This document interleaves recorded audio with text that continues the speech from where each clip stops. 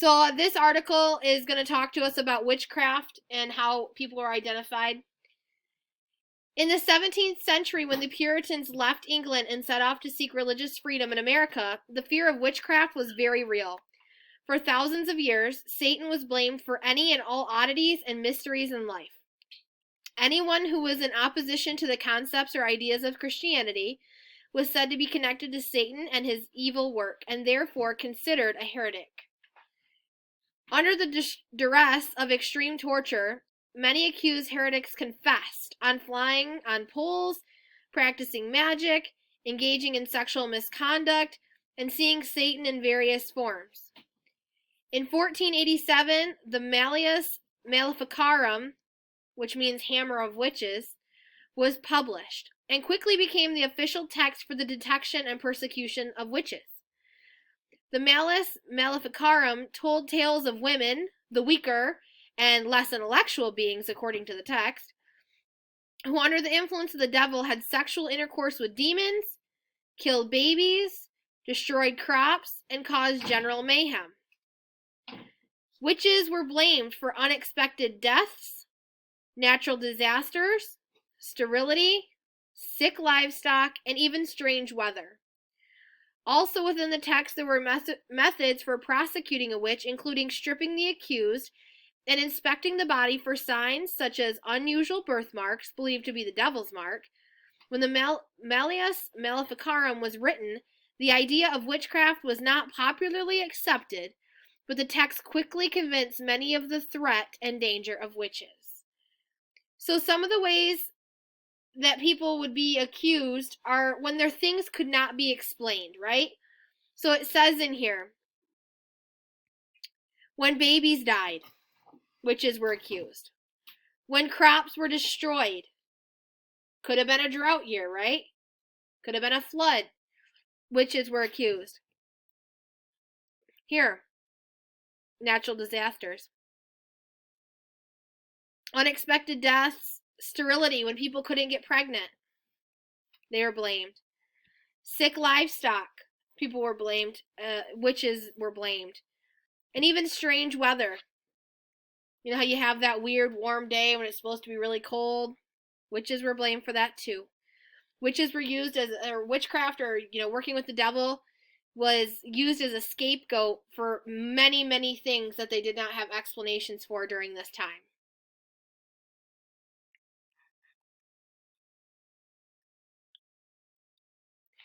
Between 1500 and 1650, approximately 70,000 accused witches were executed throughout Europe. So again, that's in Europe, that's not here. Approximately 80% of whom were women.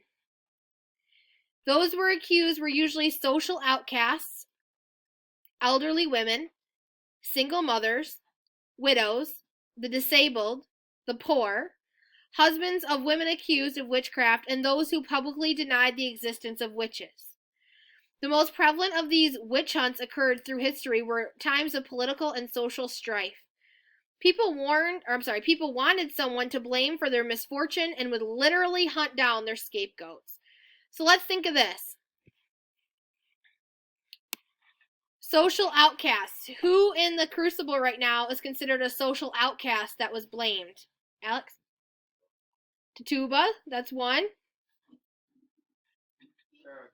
Sarah Good is another. How about elderly women? Who are the elderly women right now who are being accused? Danny. Rebecca Nurse is one. Martha Corey is another. Are there any more? Yeah, Elizabeth's not elderly, but she's accused.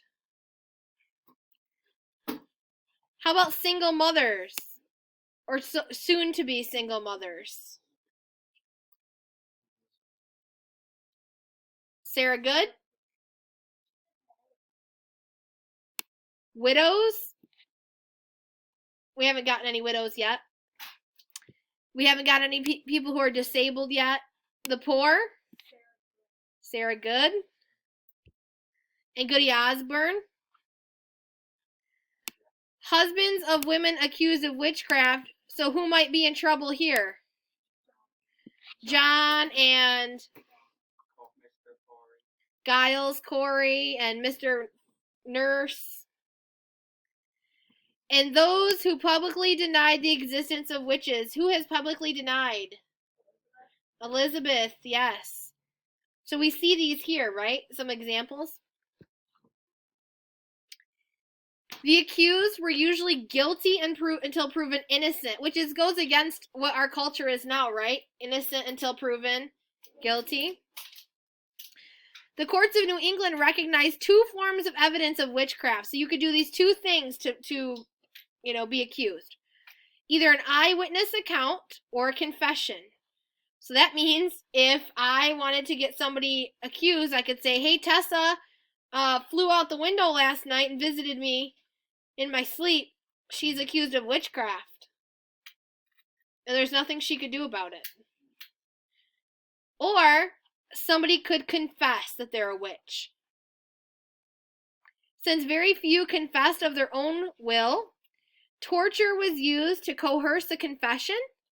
The accused was then jailed and subjected to several forms of torture to elicit a confession. Some of the torture included strappado.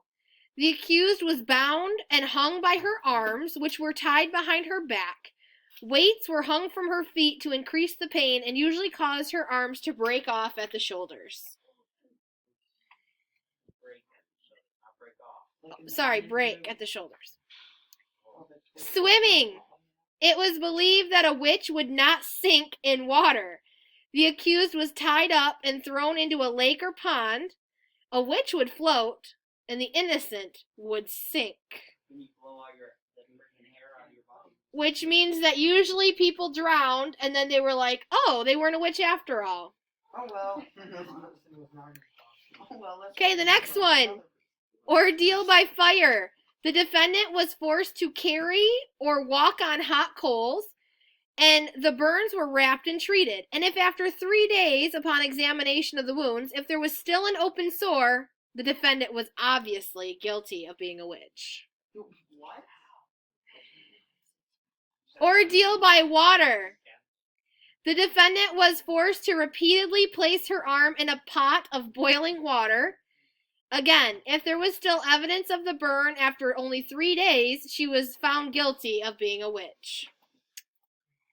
One of my favorites, thumb screws.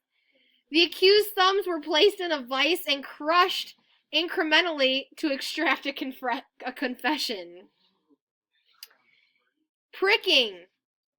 Since it was a widely held belief that witches did not bleed, those who were accused were subjected to hundreds of pinpricks or cut as the court diligently looked for absence of blood. And obviously they probably what? Bled out and died. The rack. The accused was laid on a large board of wood with her arms and feet tied. As the accusers tried to extract a confession, her arms and ankles were pulled in opposite directions, often resulting in dislocation of the limbs. These are nice people. Yeah. Under these forms of torture, so under these various forms of torture, many people falsely confessed to practicing witchcraft, and after the courts finally had a confession and trials resumed, the witches who were found guilty, which is everyone who confessed, were publicly hanged or burned at the stake. So pretty much no matter what you did, you were going to be dead.